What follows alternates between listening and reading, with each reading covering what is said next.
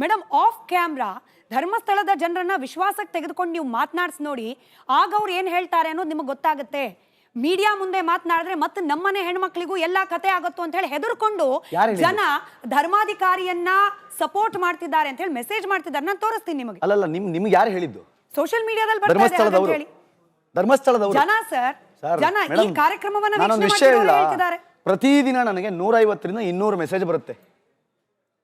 ಯಾವುದೂ original accounts ಅಲ್ಲ, ಎಲ್ಲ 0 ಫಾಲೋವರ್ಸ್, 1 ಫಾಲೋವರ್. ಪ್ರಕಾರ ಧರ್ಮಸ್ಥಳದ ಎಲ್ಲಾ ಮಂದಿ ಕೂಡ, ಧರ್ಮಸ್ಥಳ ಗ್ರಾಮಸ್ಥರು, ನಾನು ಭಕ್ತರ ಬಗ್ಗೆ ಮಾತಾಡ್ತಿಲ್ಲ, ಧರ್ಮಸ್ಥಳದ ಗ್ರಾಮಸ್ಥರು ಎಲ್ಲರೂ ಕೂಡ ಕಾವಂದ್ರ ಪರವಾಗಿ ನಿಂತ್ಕೊಳ್ಳೋಕೆ ರೆಡಿ ಇದ್ದಾರೆ. ನಾನು ಎಲ್ಲರೂ ಇರಬೇಕು ಅಂತ ನಾನು ಹೇಳ್ತಾ ಇಲ್ಲ. ಧರ್ಮಸ್ಥಳದ ಉಜಿರೆ ಗೇಟ್ ತನಕ ಬೇರೆ ಇರ್ಬೋದು, ಅದಾದ್ಮೇಲೆ ಬೇರೆ ಇರ್ಬೋದು. ನುಗ್ಗಿ ಹೊಡಿತೀವಿ ಅಂತ ಯಾವತ್ತೂ ನಾವು ಕಾವಂದ್ರ ಬಾಯಲ್ಲಿ ಕೇಳಿಲ್ಲ. ಅಥವಾ ಬೋಮಗ ಸುಮಗ ಅನ್ನುವಂಥ ಕೆಟ್ಟ ಪದಗಳನ್ನು ನಾವು ಅವ್ರ ಬಾಯಲ್ಲಿ ಕೇಳಿಲ್ಲ.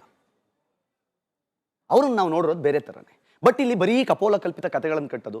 ಅವತ್ತು ಯಾವುದೋ ಒಂದು ಹೆಂಗ್ಸ್ ಬಂದಿದ್ಲಂತೆ, ತುಲಾಭಾರ ಮಾಡಿಸ್ಬೇಕಾದ್ರೆ ಬಟ್ಟೆ ಬಿಚ್ಚಕ್ಕೆ ಕೇಳಿದ್ರಂತೆ. ಯಾರ ಹೆಂಗ್ಸು ಗೊತ್ತಿಲ್ಲ, ನೆಲಮಂಗ್ಲದವಳು. ನಂಬರ್ ಇದೆಯಾ? ಇಲ್ಲ. ಹೆಸರು ಗೊತ್ತಾ? ಗೊತ್ತಿಲ್ಲ. ಅಂದ್ರೆ ಕತೆ ಹೇಳತ್ತೀನಿ. ನನ್ನ ಪ್ರಶ್ನೆ ಏನಂದ್ರೆ, ಈಗ ಕೀರ್ತಿ ಅವರು ಹಲವಾರು ವರ್ಷಗಳಿಂದ ಜರ್ನಲಿಸಮ್ ಫೀಲ್ಡಲ್ಲಿ ಇದ್ದಾರೆ. ಸೊ ವಿಡಿಯೋ ಬಂದು ಅದೆಲ್ಲ ಆದ್ಮೇಲೆ ಯಾಕೆ ಇವ್ರು ಧ್ವನಿ ಎತ್ತಿದ್ದಾರೆ ಧರ್ಮಸ್ಥಳದ ಬಗ್ಗೆ? ಯಾಕೆ ಇವ್ರಿಗೆ ಇವಾಗ ಯಾರಾದ್ರೂ ಹಣ ಕೊಡ್ತೀಯಾರ ಏನು? ಮುಂಚೆನೇ ವಾದ ಮಾಡ್ಬೋದಿತ್ತಲ್ಲ, ಯಾಕಂದ್ರೆ ತುಂಬಾ ವರ್ಷದಿಂದ ಅದೇ ನ್ಯೂಸ್ ಕಂಟಿನ್ಯೂ ಆಗ್ತಾನೆ ಇದೆ. ಅಲ್ಲಲ್ಲ, ನಾನು ಶ್ರೀ ಮಂಜುನಾಥನ ಭಕ್ತ. ಈ ಕ್ಷಣಕ್ಕೆ ನನ್ನ ವಾದ, ನನ್ನ ಹೋರಾಟ ಏನಿದ್ರು ನಾನು ಶ್ರೀ ಮಂಜುನಾಥನ ಭಕ್ತ ಮತ್ತು ಸೌಜನ್ಯ ಪರ ಹೋರಾಟಗಾರ. ಆಮೇಲೆ ವಿಡಿಯೋ ಬಂದ್ಮೇಲೆ ಯಾಕೆ ಬರಬೇಕು ಅಂತಂದ್ರೆ, ನೀವು ನನಗೆ ಯಾಕೋ ನಿನ್ ಅಂದ್ರೇನೆ ನಾನು ಬರೋದು, ಯಾಕೋ ನಿನ್ ಅಂತ. ನೀವ್ ಹಂಗ್ ಬಂದ್ರೇನೆ ನಾನು ಬರೋದು. ನಾನು ನಿಮ್ ಪಾಡಿಗೆ ನೀವಿದ್ರೆ ನಾನು ಬರಲ್ಲ. ಓಕೆ, ಈಗ ತನಿಖೆ ನಡೀತಿಲ್ಲ, SIT ತನಿಖೆ. ಧರ್ಮಸ್ಥಳ ಜನ, ಗ್ರಾಮಸ್ಥರು ಅಲ್ಲಿ ಅವ್ರು ತಪ್ಪಿಲ್ಲ ಅಥವಾ ಅಲ್ಲಿಂದ ಏನೋ ಫಾಲ್ಟ್ ಆಗಿಲ್ಲ ಅಂದ್ರೆ ಅವ್ರು ಯಾಕೆ ತನಿಖೆಗೆ ಅವಕಾಶ ಮಾಡ್ಕೊ? ಯೂಟ್ಯೂಬರ್ಸ್ ಮೇಲೆ ಯಾಕೆ ಅಲ್ಲೇ ಮಾಡ್ಬೇಕಿತ್ತು? ಯೂಟ್ಯೂಬರ್ಸ್ ಅವ್ರು ಇಷ್ಟ ಅದು, ಅವ್ರು ಏನಾದ್ರು ವಿಡಿಯೋ ಮಾಡಿ, ಇವ್ರು ತಪ್ಪಿಲ್ಲ ಅಂದ್ಮೇಲೆ ಭಯ ಬೀಳ್ಬಾರ್ದಲ್ವಾ? ಅಲ್ಲೇ ಮಾಡಿ ಕಳ್ಸಿ ತಪ್ಪಲ್ವಾ ಅದು? ರಸ್ತೆಯಲ್ಲಿ ನಿಂತ್ಕೊಂಡು, ನಿಮ್ಮ ಮನೆ ಎದುರುಗಡೆ ಏನೋ ರಸ್ತೆಯಲ್ಲಿ ನಿಂತ್ಕೊಂಡು ದಿನಾ ಬಾಯಿಗೆ ಬಂದಂಗೆ ಬೈತಾ ಇದ್ರೆ ನಿಮಗೆ ನಂದೇನು ತಪ್ಪಿಲ್ಲ, ನಾನು ಆರಾಮ ಒಳಗಡೆ ಕೂತಿರ್ತೀನಿ ಅಂತ ಕೂತಿರಕ್ಕಾಗತ್ತೀನಿ ರೀ? ಯಾರು ಕೂತಿರ್ತಾರೆ? ನೀವು ಕೂತಿರ್ತೀರಾ ಅಂತ ನನ್ಗೆ ಹೇಳಿ. ಹೌದು, ನಾನು ಹೊರಗಡೆ ಬಂದು ಯಾವನಾನ ಕಲ್ ತೂರ್ತಾ ಇರಲಿ, ಯಾವನಾನ ಕೆಟ್ಟದಾಗ ಬೈತಾ ಇರಲಿ, ನಾನು ಮನೆ ಒಳಗಡೆ ಆರಾಮಾಗಿ ಕೂತಿರ್ತೀನಿ. ಯಾಕಂದ್ರೆ ನನ್ನ ತಪ್ಪಿಲ್ಲ. ನಾನು ಇಲ್ಲಿಂದ ಬೆಳತಂಗಡಿ SIT ಆಫೀಸ್ಗೆ ಹೋಗಿ ದೂರು ದಾಖಲಿಸ್ಬಿಟ್ಟು ಬಂದಿದ್ದೆ. ಏನು ಕಾರಣಕ್ಕೆ? SIT ಮೂಲಗಳಿಂದ ಮಾಹಿತಿ ಬರ್ತಾ ಇದೆ, ದಿನಕ್ಕೆ 7 ಶವ ಸಿಕ್ತು, 8 ಶವ ಸಿಕ್ತು ಅಂತ ಸುಳ್ಳು ಹೇಳ್ತಾ ಇದ್ದಾರೆ. SIT ಅವರೇ, ನೀವು ಮಾಹಿತಿಯನ್ನು ಕೊಡೋದಾದ್ರೆ ನಂಗೂ ಕೊಡಿ, ಇಲ್ಲ ಅಂತಂದ್ರೆ ಅವ್ರಿಗೆ ಕೊಡೋದು ನಿಲ್ಸಿ ಅಂತ. ಅವ್ರು ಒಂದೇ ಮಾತು ಹೇಳಿದ್ರು, ಸರ್ ಇಲ್ಲಿ ತನಕ ಯಾವ ಒಂದು ಮಾಹಿತಿಯನ್ನು ನಾವು ಹೊರಗಡೆ ಬಿಟ್ಟಿಲ್ಲ ಅಂತ. ಅಲ್ಲಿಗೆ ಜನಕ್ಕೆ ಗೊತ್ತಾಗಿದ್ದೇನು, ಹಂಗಾದ್ರೆ ಸುಳ್ಳು ಪ್ರತಿದಿನ ಇವ್ರು ಹೇಳ್ತಾ ಇದ್ದಾರೆ. ಒಂದು ಕೆಂಪು ಕಲರ್ ಸೀರೆ ಸಿಕ್ಕಿದೆ, ಹಸಿರು ಕಲರ್ ಜಾಕೆಟ್ ಸಿಕ್ಕಿದೆ. ಏನಕ್ಕೆ? ಬೇಕಂತಲೇ ಪ್ರಚೋದಿಸುವ ಕೆಲಸಗಳನ್ನು ಮಾಡಿದಾಗ ಏನ್ ಹೇಳಿ? ಈಗ ನಾನಾಗ್ಲಿ ನೀವಾಗ್ಲಿ ದಿನ, ಒಂದಿನ ಓಕೆ, 2 ದಿನ ಓಕೆ, ಆಮೇಲೆ ಆ ಊರಿನ ಜನರ ತಾಳ್ಮೆನೆ ನೀವು ಯೋಚನೆ ಮಾಡಿದ್ದು. 8ನೇ ದಿನ ಆಗಿರೋದು. 8 ದಿನದವರೆಗೂ ಸುಮ್ಮನೆ ಪ್ರತಿ ಪಾಯಿಂಟ್ಗಳನ್ನ ಅಗಿಯೋವರೆಗೂ ಸುಮ್ಮನೆ ಕಾಯ್ತಾ ಇದ್ರು. ಅವರು ಏನೂ ಮಾತಾಡಿಲ್ಲ. ಡೊನಾಲ್ಡ್ ಅಂತ ಮಂಗಳೂರಿಂದ, ವಿಠಲ್ ಗೌಡ ಅವರೊಂದು ಸ್ಟಿಂಗ್ ಆಪರೇಷನ್ ಹೇಳ್ತಾರೆ, ನಾವು ಪಬ್ಲಿಕ್ ಪ್ರಾಸಿಕ್ಯೂಟರ್ ಅವ್ರಿಗೆ ಕೋಟಿ ಹಣ ಕೊಟ್ಟಿದ್ದೇವೆ ಅಂತ. ಈ ಫಂಡಿಂಗ್ ಮಾಡಿದವರು ಯಾರು? ಇನ್ನೊಂದು ಕ್ವಶನ್ ಏನಂತ ಹೇಳಿದರೆ, ತಿಮ್ಮರೆಡ್ಡಿ ಅವರು 16,000 ಸ್ಕ್ವೇರ್ ಫೀಟಲ್ಲಿ ಮನೆ ಕಟ್ತಿದ್ದಾರೆ. ಆ ಫಂಡಿಂಗ್ ಅಲ್ಲಿಗೆ ಸಹ ಹೋಗ್ತಿದೆಯಾ ಅಂತ ನನ್ನ ಕ್ವಶನ್ ಸರ್. ಇದು ನನಗೆ ಕೇಳುವ ಪ್ರಶ್ನೆ ಅಲ್ಲ, ಯಾಕಂತಂದ್ರೆ ಇದಕ್ಕೆ ಉತ್ತರ ನನ್ನಿಂದ. ನಿಮಗೆ ಅನುಮಾನ ಇದೆಯಾ ಫಂಡಿಂಗ್ ಆಗ್ತಾ ಇದೆ ಅಂತ? ಸರ್ ಇಲ್ಲ ಅಂತಂದ್ರೆ ವಿಠಲ್ ಗೌಡ್ರು ಎಲ್ಲಿಂದ 1 ಕೋಟಿ ಗೌಡ ಅವರು ಸೌಜನ್ಯ ಅವರ ಮಾವ, ಅವರೇ ಕೋಟಿ ಫಂಡಿಂಗ್ ಮಾಡಬೇಕಾದ್ರೆ ಆ ಫಂಡಿಂಗ್ ಎಲ್ಲಿಂದ ಬರ್ತಾ ಉಂಟು ಅಂತ ಫಸ್ಟಿಗೆ SIT ಅವರು ತನಿಖೆ ಮಾಡಬೇಕು. ಪ್ಲಸ್ 16,000 ಸ್ಕ್ವೇರ್ ಫೀಟಿಗೆ ಈ ಹಣ ಸಹ ಹೋಗ್ತಿದೆ, ಫಂಡಿಂಗ್ ಮಾಡಿದ ಹಣನೇ ಹೋಗ್ತಿದೆ ಅಂತ ಜನರು ಮಾತಾಡೋ ಮಂಗಳೂರಿಂದ ನಾನು ಕೇಳೋ ಕ್ವಶನ್. ಅಂದ್ರೆ ನಿಮಗೆ ಅನುಮಾನ ಇದೆ, ಹಾಗೆ ನಿಮಗೂ ಆ ರೀತಿ ಪ್ರಶ್ನೆ ಕೇಳಿದ್ದಾರೆ. ಇದಕ್ಕೆ ಬಹುಶಃ ಈ ಕಾರ್ಯಕ್ರಮವನ್ನ ತಿಮ್ಮರೋಡಿ ಅವರು ಅಥವಾ ಸೌಜನ್ಯ ಕುಟುಂಬಸ್ಥರು ಯಾರು ಕಾರ್ಯಕ್ರಮ ಗಮನಿಸ್ತಾ ಇದ್ರೆ, ರಿಪಬ್ಲಿಕ್ ಕನ್ನಡದ ಟೆಲಿಫೋನ್ ನಂಬರ್ ಇಂದ ಹಿಡಿದು ಇಮೇಲ್ ಅಡ್ರೆಸ್ ಎಲ್ಲವೂ ಕೂಡ ಪಬ್ಲಿಕ್ ಡೊಮೈನ್ ಅಲ್ಲಿ ಇದೆ. ದಯಮಾಡಿ ತಿಳಿಸಿ, ಕ್ಲಾರಿಫಿಕೇಶನ್ ನಿಮ್ ಕಡೆಯಿಂದ. ನಮಗೆ ಗೊತ್ತು ನೀವು ಯಾರು ಕೂಡ ನಮ್ಮ ಚಾನೆಲ್ಗಳಿಗೆ ಬಂದು ಕೂತ್ ಮಾತನಾಡ್ಲಿಕ್ಕೆ ನಿರ್ಧಾರ ಮಾಡ್ತಿಲ್ಲ. ದಯಮಾಡಿ ವಿಚಾರ ತಿಳಿಸಿ. ಅನುಮಾನ ಇದೆ, ಹಾಗೆ ವ್ಯಾಲಿಡ್ ಅನುಮಾನ ಕೂಡ ಅನ್ನೋ ವಿಶ್ವಾಸ ಇಲ್ಲ. ಡೊನಾಲ್ಡ್ ಅವ್ರ ಪ್ರಶ್ನೆಗೆ, ಈಗ 12 ವರ್ಷದಿಂದ ನಿಮ್ಮ ಜಾಗ ದಿನೇ ವ್ಯಾಪ್ತಿ ದೊಡ್ಡದಾಗ್ತಾ ಇದೆ. ನಿಮ್ಮ ಜಾಗ 16,000 ಸ್ಕ್ವೇರ್ ಫೀಟ್ ರೀ. ಅದನ್ನು ಆರಂಭದಲ್ಲಿ ತುಂಬ ಕದ್ದು ಮುಚ್ಚಿ ಮಾಡ್ತಾ ಇದ್ರು. ಯಾವುದೋ ಒಂದ್ಸಲಿ ಒಂದು ವೈರಲ್ ಆಗ್ಬಿಡ್ತು ಒಂದು ವಿಡಿಯೋ. ಆಮೇಲೆ ಪಾಪ ಅವರೇ ಕರೆದ್ಬಿಟ್ಟು ಇಲ್ಲಿ ನಾನು ನೋಡಿ ಟೆಂಪಲ್ ಮಾಡ್ತಾ ಇದ್ದೀನಿ, ದೇವಸ್ಥಾನ ಮಾಡ್ತಾ ಇದ್ದೀನಿ ತೋರಿಸೋದು, ಓಕೆ ತೋರಿಸ್ಲಿ, ಅದು ಅವ್ರ ವೈಯಕ್ತಿಕ, ನಾನು ಹೋಗಲ್ಲ. ಅಗೈನ್ ಇವತ್ತಿಗೂ ಜನಗಳಿಗಿರೋ ಪ್ರಶ್ನೆ, ನೀವು ಸೌಜನ್ಯಾಗೆ ನ್ಯಾಯ ಕೊಡಿಸುವ ಉದ್ದೇಶವೇ ನಿಮ್ಮದಾಗಿದ್ದಿದ್ರೆ ನೀವು ಪಬ್ಲಿಕ್ ಪ್ರಾಸಿಕ್ಯೂಟರ್ಗೆ ನಾವು ಕೋಟ್ಯಾಂತರ ರೂಪಾಯಿಯನ್ನು ಖರ್ಚು ಮಾಡಿದ್ವಿ ಅಂತ ಯಾಕೆ ಹೇಳಿದ್ರಿ ಅನ್ನೋದೇ ಇವತ್ತಿಗೂ ಎಲ್ಲರಿಗೂ ಇರುವ ಪ್ರಶ್ನೆ. ಅವರು ಆಮೇಲೆ ನಿಮ್ಗೆ ಗೊತ್ತಿರಲಿ, ಇದು 1 ವರ್ಷ 7 ತಿಂಗಳೇನೋ ಆಗಿದೆ. ವಿಠಲ್ ಗೌಡ್ರು ಅವತ್ತಿಂದ ಇವತ್ತಿನ ತನಕ ಸೌಜನ್ಯ ಸೀನಲ್ಲೇ ಇಲ್ಲ.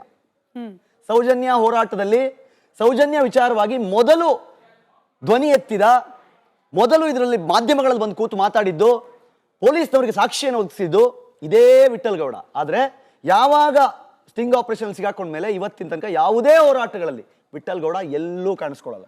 ಎಟ್ ಅಗೇನ್ ರಿಪಬ್ಲಿಕ್ ಕನ್ನಡದ ಸ್ಟುಡಿಯೋ ಡೋರ್ಸ್ ಯಾವಾಗಲೂ ಓಪನ್ ಇರುತ್ತೆ. ವಿಠಲ್ ಗೌಡ್ರು ಈ ವಿಚಾರಕ್ಕೆ, ಯಾಕಂದ್ರೆ ಬಹಳ ಗಂಭೀರವಾದ ಆರೋಪ, ಈ ವಿಚಾರಕ್ಕೆ ಕ್ಲಾರಿಫಿಕೇಶನ್ ಕೊಡಬೇಕು ಅಂತಂದ್ರೆ ನಮ್ಮ ವೇದಿಕೆ ನಿಮಗಾಗಿ ಸದಾ ಓಪನ್ ಇದೆ. ಮುಂದಿನ ಪ್ರಶ್ನೆ. ಕಿರಿಕೀರ್ತಿ ಅವರು ಇಷ್ಟು ರೋಷಾವೇಶವಾಗಿ ಧರ್ಮಸ್ಥಳದ ಪರ ಮಾತಾಡ್ತೀರಾ, ಆಯ್ತು ಭಕ್ತರು ಎಲ್ಲ ಓಕೆ.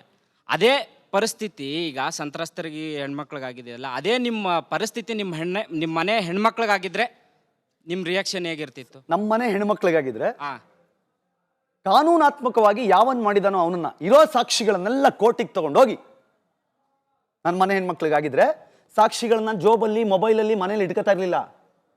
ಸಾಕ್ಷಿಗಳನ್ನ ಸಾಕ್ಷಿ ಸಮೇತ ತಗೊಂಡೋಗಿ ಕೋರ್ಟಲ್ಲಿ ಕೊಟ್ಬಿಟ್ಟು ನಮ್ಮ ಮನೆ ಹೆಣ್ಮಗಳಿಗೆ ಹಿಂಗಾಗಿದೆ. ಸೌಜನ್ಯನು ನಮ್ಮನೆ ಹೆಣ್ಮಗಳೇ ರೀ, ಅವಳೇನು ಬೇರೆನಾ? ಅವಳು ನಮ್ಮನೆ ಹೆಣ್ಮಗಳೇ, ಯಾಕೆ ಅವಳನ್ನು ಬೇರೆ ಮಾಡ್ತೀರಿ?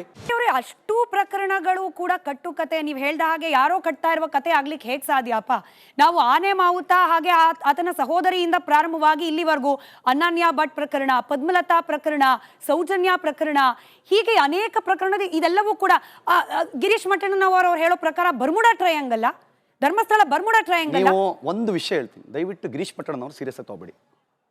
ಅವ್ರು ಯಾಕೆಂತಂದ್ರೆ ಹಂದಿಗಳು, ಮುಳ್ಳಂದಿಗಳು, ಉಡಗಳು 5 ಅಡಿ ಆಳದಲ್ಲಿ ಹೋಗಿ ಬುರುಡೆಯನ್ನ ತಗೊಂಬರೋದೆಲ್ಲ ನೋಡ್ಬಿಟ್ಟಾರ ಅವರು. 5 ಅಡಿ ಆಳದಲ್ಲಿ ಹೋಗಿ ಬುರುಡೆ ತರೋದು ನಾವು ನೋಡಿದ್ಮೇಲೆ ನಾವೀಗ ಅದನ್ನೆಲ್ಲ ಅವ್ರು ಹೇಳಿದಾರೆ ಚರ್ಚೆ ಮಾಡ್ತಾ ಕೂತ್ಕೊಂಡ್ರೆ ಅದು ಕಾಮಿಡಿ ಆಗ್ಬಿಡುತ್ತೆ. ಆಯ್ತಾ? ಮೇಲೆ ದಿನಕ್ಕೊಂದು ಹೊಸ ಸ್ಟೋರಿ. ನಾನು ನಿಮ್ಗೆ ಹೇಳ್ತೀನಿ, ನೆನ್ನೆ ಸಹಿತ ಗಿರೀಶ್ ಸ್ಟೋರಿ ಯಾವುದು ಆಯ್ತು, ಗಿರೀಶ್ ಮಠಣ್ಣನವರನ್ನ ಬಿಟ್ಟು ಬಿಡೋಣ.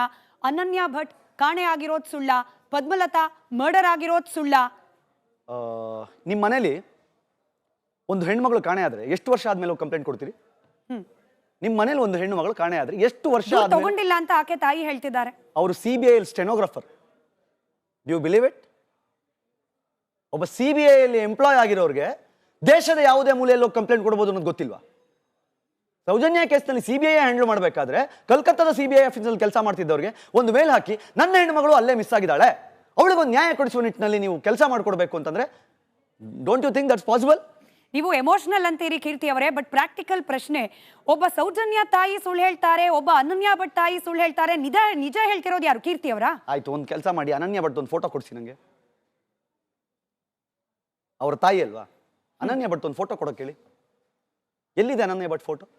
ಆಯ್ತು, ಧರ್ಮಸ್ಥಳ ಸ್ಟೇಷನ್ಗೆ ಹೋಗಿ ಕೇಸ್ ಮಾಡಿದ್ರು NCR, ನಾನ್ ಕಾಗ್ನಿಸೆಂಟು. ಯಾಕೆ ಹಠಕ್ಕೆ ಬಿದ್ದು ಈಗಲೂ ಹೋಗಿ ವಿಧಾನಸೌಧದಲ್ಲಿ ಕುತ್ಕೊಂಡು ರಿಓಪನ್ ಮಾಡಿಸಿ FIR ಮಾಡಿಸಿ.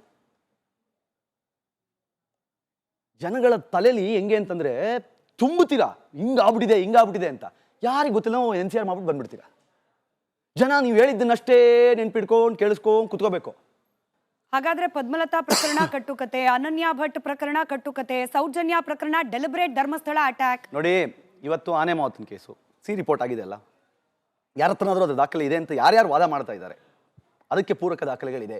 ಅದು ರಿಪೋರ್ಟ್ ಆಗಿರೋ ಕೇಸು. ರಿಪೋರ್ಟ್ ಆಗಿರೋ ಕೇಸ್ನ ಯಾವತ್ತಾದ್ರೂ ಹೋಗಿ ನೀವು ಎನಿ ಡೇ ಓಪನ್ ಮಾಡಿಸ್ಬೋದು. ನೋಡಿ, ಇದರಲ್ಲಿ ಅಪರಾಧಿ ಅವತ್ತು ಸಿಕ್ಕಿರಲಿಲ್ಲ, ಬಟ್ ಅದರಲ್ಲಿ ಅಪರಾಧಿ ಯಾರು ಅಥವಾ ಆರೋಪಿ ಯಾರು ಅನ್ನೋದಕ್ಕೆ ನಮ್ಮ ಹತ್ರ ಮಾಹಿತಿಗಳಿದೆ. ಅಂದ್ರೆ ಓಪನ್ ಮಾಡ್ಬೋದು ರಿಪೋರ್ಟ್. ಯಾಕೆ ಮಾಡಲ್ಲ? ಯಾಕೆ? ನನ್ನ ಪ್ರಶ್ನೆ ಇಷ್ಟೇ. ನೀವು ಆರೋಪಗಳನ್ನು ನೀವೇನ್ ಅರ್ಥ ಮಾಡ್ಕೊಂಡಿದ್ದೀರಾ? ಯಾಕೆ ಮಾಡ್ತಿಲ್ಲ? ಕಾನೂನಾತ್ಮಕವಾಗಿ ಹೋರಾಟ ಮಾಡ್ಲಿಕ್ಕೆ ಅವಕಾಶ ಇದ್ರೂ ಕೂಡ ಯಾಕೆ ಮಾಡ್ತಿಲ್ಲ ನಿಮ್ ಪ್ರಕಾರ? ನಾನೊಂದು ವಿಷಯ ಹೇಳ್ತೀನಿ, ನಾನು ಯಾವಾಗ್ಲೂ ಹೇಳ್ತೀನಿ, ಈ ಸೌಜನ್ಯ ಕೇಸ್ನ ಇವರು ಕಾವೇರಿ ಹೋರಾಟ ತರ ನೋಡ್ತಾರೆ. ಕರ್ನಾಟಕ, ತಮಿಳುನಾಡು ಎರಡೂ ಸರ್ಕಾರಗಳು ಕೂತು ಮಾತಾಡಿದ್ರೆ 1,500 ಕೋಟಿ 2,000 ಕೋಟಿ ಎರಡೂ ಗೌರ್ಮೆಂಟ್ಗಳು ಪ್ಲಾನ್ ಮಾಡ್ಬಿಟ್ರೆ ಅಥವಾ ಸೆಂಟ್ರಲ್ಗೆ ಹೇಳ್ಬಿಟ್ಟು ಮಾಡಿಸ್ಬಿಟ್ರೆ ಒಂದು ಪರಿಹಾರ ಇದೆ. ಅದಕ್ಕೆ ಒಂದು ಶಾಶ್ವತವಾಗಿ ಕಾವೇರಿ ವಿಚಾರದಲ್ಲಿ ಗಲಾಟೆ ಆಗಲ್ಲಪ್ಪ ಕರ್ನಾಟಕಕ್ಕೂ ತಮಿಳುನಾಡಿಗೂ ಅಂತ. ಬಟ್ ಬೇಡ ಅದು. ಯಾಕೆಂತಂದ್ರೆ ಹಳೆ ಮೈಸೂರು ಪ್ರಾಂತದಲ್ಲಿ ಎಲೆಕ್ಷನ್ ನಡಿಬೇಕು ಅಂತಂದ್ರೆ ಕಾವೇರಿ ಗಲಾಟೆ ಆಕ್ಟಿವ್ ಆಗಿರಬೇಕು. ತಮಿಳುನಾಡಿನ ಒಂದಿಷ್ಟು ಕಾವೇರಿ ನದಿ ಪಾತ್ರದಲ್ಲಿ ಇರುವಂತಹ ಜಿಲ್ಲೆಗಳಲ್ಲಿ ಎಲೆಕ್ಷನ್ ನಡಿಬೇಕು ಅಂತಂದ್ರೆ ಕಾವೇರಿ ಆಕ್ಟಿವ್ ಸೌಜನ್ಯ ಹೋರಾಟಗಾರರಲ್ಲಿ ಯಾರು ಆಕ್ಟಿವ್ ಪೊಲಿಟಿಷಿಯನ್ಸ್ ಇಲ್ಲ. ಪೊಲಿಟಿಷಿಯನ್ಸ್ ಇಲ್ಲ. ಇವ್ರಿಗೆ ಜನರು vote ನೋಡಿ, ಬೇಕಿಲ್ಲ ಅವ್ರಿಗೆ. ಇಲ್ಲಿ ಯಾರಾದ್ರೂ ಒಬ್ಬ ಆರೋಪಿ ಅಂತಲೋ ಅಪರಾಧಿ ಅಂತಲೋ ಪ್ರೂವ್ ಆಯ್ತು ಅಂತಂದ್ರೆ ಅವತ್ತಿನ ನೀವು ಧರ್ಮಸ್ಥಳದ ಕಡೆ ಬೆಟ್ ಮಾಡಂಗಿಲ್ಲ. ನೀವು ಪರಿಹರಿಸಲಾಗದ ಕೇಸ್ಗಳನ್ನೇ ತರ್ತೀರಾ. ಅಂದ್ರೆ ಇದಕ್ಕೇನು ಮಾಡಕ್ಕಾಗಲ್ಲ ಗುರು, ಇದು ಕ್ರಿಮಿನಲ್ ಕೇಸ್ ಫೈಲ್ ಮಾಡಕ್ ಆಗಲ್ಲ. ಬಟ್ ನಾವೇನ್ ಮಾಡ್ತೀವಿ, ಒಂದು ಕತೆ ಕಟ್ತೀವಿ. ಇದು 20 ವರ್ಷದ ಕೆಳಗಾಗಿತ್ತು, 23 ವರ್ಷದ ಕೆಳಗಾಗಿತ್ತು, ಅದಕ್ಕೊಂದು ವಿಡಿಯೋ ಮಾಡ್ತೀವೋ ಅಥವಾ ಅದಕ್ಕೊಂದು ಜನ ನಂಬಿಸ್ತೀವೋ, ಏನೋ ಒಂದು ಮಾಡ್ತೀವಿ ನಾವು. ಬಟ್ ಅದಕ್ಕೆ ಪರಿಹಾರ ಏನು? ಅದಕ್ಕೆ ಡಿಪಾರ್ಟ್ಮೆಂಟಲ್ಲೂ ಪರಿಹಾರ ಇಲ್ಲ, ಇನ್ವೆಸ್ಟಿಗೇಷನ್ ಪ್ರೊಸೆಸ್ ಸಾಧ್ಯ ಇಲ್ಲ, ಯಾಕಂದ್ರೆ ಅದ್ರ ಸಾಕ್ಷಿಗಳು ಇವತ್ತು ಯಾವುದೂ ಇಲ್ಲ. ಬಟ್ ಹೇಳ್ತೀವಿ ನಾವು, ಹೆಂಗಾಗುತ್ತೆ? ಕಿರಿಕಿರ್ತಿ ಸರ್, ನೀವು ಹೇಳ್ತೀರಾ ನಾನು ಸೌಜನ್ಯ ಪರ ಹೋರಾಟ ಕೂಡ ಹೌದು, at the same time Dharmasthala ಪರ ಹೋರಾಟಗಾರ ಕೂಡ ಹೌದು ಅಂತೇಳಿ. ಬಟ್ ಎಲ್ಲೂ ಕೂಡ ನೀವು ಸೌಜನ್ಯ ಪರ ಹೋರಾಟಗಳಲ್ಲಿ ಕಾಣಿಸ್ಕೊಂಡಿದ್ದು ನಾನು ನೋಡಲಿಲ್ಲ. ಮತ್ತು ಈಗ ಇರುವ ನಿಮ್ಮ ಧ್ವನಿ ಸೌಜನ್ಯ ಪರ ಯಾಕಿರಲಿಲ್ಲ, ಅಷ್ಟು ಗಟ್ಟಿಯಾಗಿರಲಿಲ್ಲ.